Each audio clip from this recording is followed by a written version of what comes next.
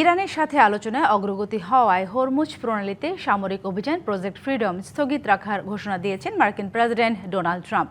অবশ্য তিনি এও বলেছেন, ইরানের উচিত আত্মসমর্পণ করা, তবে একমাত্র সৃষ্টিকর্তা ছাড়া আর কারো কাছে ইরান মাথা নত করবে না বলে জানিয়েছেন দেশটির প্রেসিডেন্ট মাসুদ পেজেশকিয়ান। এদিকে ইরান যুক্তরাষ্ট্রে উত্তেজনা প্রশমনে মধ্যস্থতাকারী হিসেবে কাজ করার প্রস্তাব দিয়েছে ইরাক।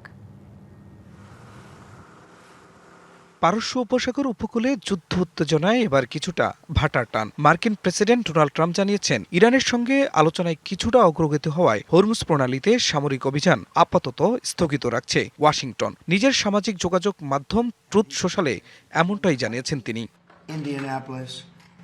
এর আগে ট্রাম্প তার ওভাল অফিসে গণমাধ্যম কর্মীদের বলেন, ইরানের উচিত সাদা পতাকা উড়ানো এবং আত্মসমর্পণ করা।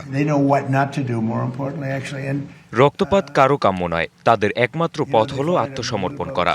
আমরা একটি সুন্দর চুক্তির অপেক্ষায় আছি, তবে তা হতে হবে আমাদের শর্তে। তবে ট্রাম্পের এই আত্মসমর্পণ তত্ত্বকে সরাসরি নাকচ করে দিয়েছেন ইরানের প্রেসিডেন্ট মাসুদ পেজেশকিয়ান। তেহরান থেকে এক্সে দেয়া এক কঠোর বার্তায় তিনি জানান, চাপ প্রয়োগ করে ইরানকে দমানো যাবে না। 200-র বেশি সার্ভিস ও ফিচারে লেনদেনের সব বিকাশ অ্যাপে সম্ভব।